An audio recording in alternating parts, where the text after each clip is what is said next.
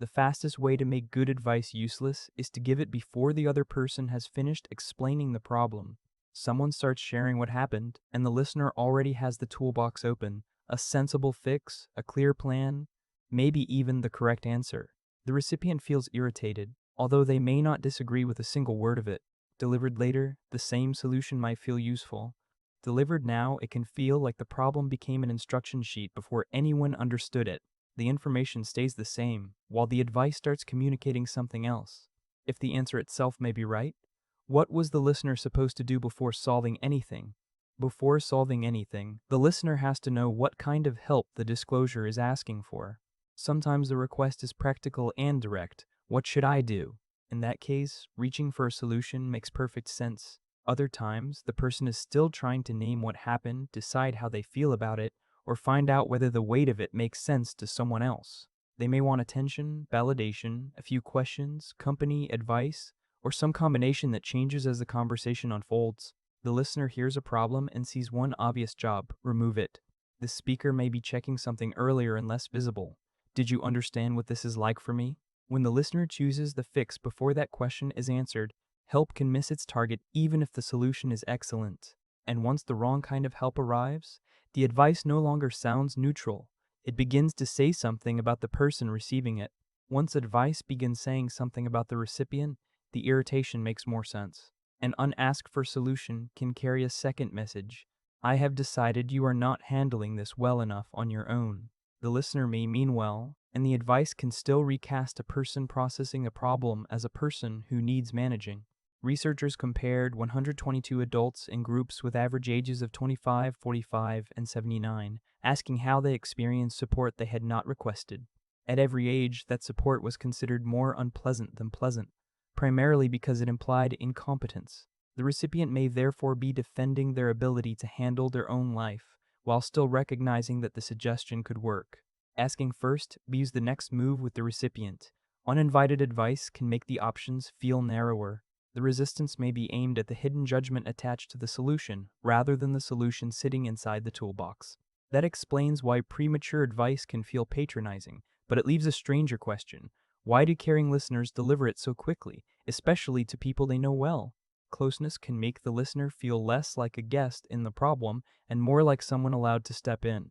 They recognize the situation, form a diagnosis, and open the toolbox while the speaker is still revealing what the problem actually contains. In hypothetical conversations with friends who had not asked for solutions, participants introduced unsolicited advice at a very early stage in roughly 70% of cases. 7 times out of 10, the fixing began near the start, after very little opportunity for listening. From the listener's side, speak can look like care. I know you, I understand, and I am already trying to help. From the recipient's side, the same speed can feel like being processed before enough information has even arrived. Familiarity can make intervention feel more permissible precisely because the listener cares, even when the timing is poor. The question, then, becomes what needs to happen before the toolbox opens. Support can prepare the recipient to evaluate later problem solving. Feeling heard begins with something simpler than agreement: the sense that your account received attention, respect, and enough space to become clear. Emotional support recognizes the experience before trying to alter it, while inquiry checks what actually happened, what has already been tried, and what kind of help is wanted. Those questions matter because the listener's first diagnosis may be reasonable and still be incomplete. Inquiry gives the recipient a chance to correct it before one interpretation hardens into the entire problem. Only then does the solution return, and importantly, it can be the exact same solution that appeared too early before. A US-China experiment involving 1,112 people compared advice delivered first with advice offered after emotional support and problem inquiry. When support and inquiry came first, participants rated the later advice as higher quality and said they were more likely to implement it. The preliminary conversation made the solution easier to evaluate without simultaneously defending competence or control. Support and problem solving therefore perform different jobs, but they can strengthen each other when the order fits what the recipient needs.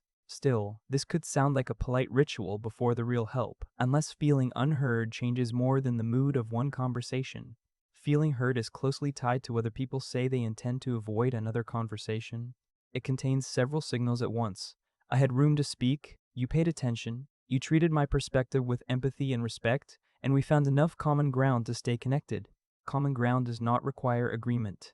A listener can disagree with the interpretation, recommend a change, or point out something difficult while still showing that the speaker's experience was understood accurately. In a pre-registered U.S. survey of 1,000 people, researchers examined whether feeling heard related to avoiding future conversations with the same person. Feeling heard explained 38% of the variation in people's intentions to avoid that next conversation. The survey links feeling unheard with stronger intentions to avoid the next conversation, although it cannot show which one caused the other, or what people later did. Yet if feeling heard is so closely linked to intentions to avoid another conversation, why does fixing so often take over before listening has finished? To answer that, we have to stop looking only at what advice does to the recipient and ask what giving advice does for the advisor. Giving advice also changes the listener's position. Watching someone struggle can create helplessness, uncertainty, and the uncomfortable feeling that care is not producing any visible result. Opening the toolbox may make the listener feel less passive because it gives them a role, diagnose, recommend, influence.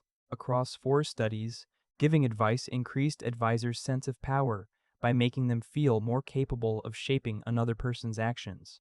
In research involving 2,274 participants struggling with their own goals, people became more motivated after giving advice than after receiving expert advice, partly because advising increased confidence. Care and self-regulation can happen in the same response. The catch is that this sense of action and influence may arrive before the recipient's need has been fully identified. One person now feels active and useful, while the other is still trying to regain control over a problem that has already been diagnosed for them.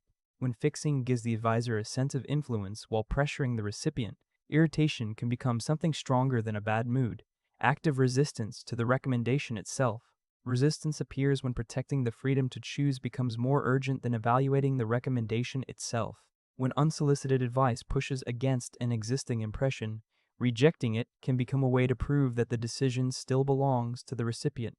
Across 4 consumer experiments, recommendations that contradicted people's initial judgments sometimes caused them to intentionally choose against what had been recommended.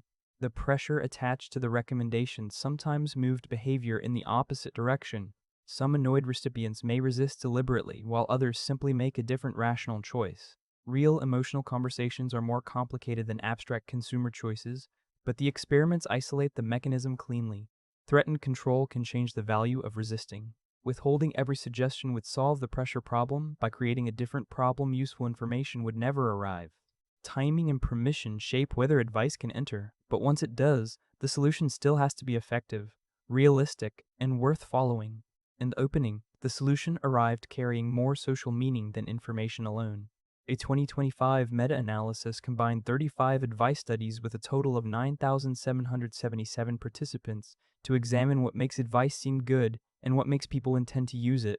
Perceived politeness correlated with advice quality at 0.727 and with helping people cope at 0.676.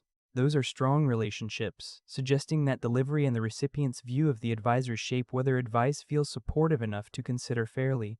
Message content, however, mattered more when the question changed from "how did this feel" to "would you actually follow it?" The distinction is simple. Relational signals help advice become receivable. Efficacy and feasibility help it become actionable. This is why identical advice can seem worse when delivered too soon without becoming factually less correct. The solution was never to throw the toolbox away. It was to stop opening it as the first and only proof of care. Return to the opening moment. The solution is still ready, but the listener lets the problem take shape before deciding whether to offer it. The pause gathers missing information and shows recognition before anyone tries to change the situation. The listener can ask what happened, check what kind of help is wanted, and still offer the exact recommendation they had from the beginning. Advice becomes annoying when it arrives as a verdict about competence, a shortcut around emotion, or a way to take control before control has been offered. Sometimes help means changing the problem, and sometimes it begins by making clear that the person describing it has not been mistaken for the problem. The fastest way to make good advice useful may be to prove, before giving it, that you understand who it is for.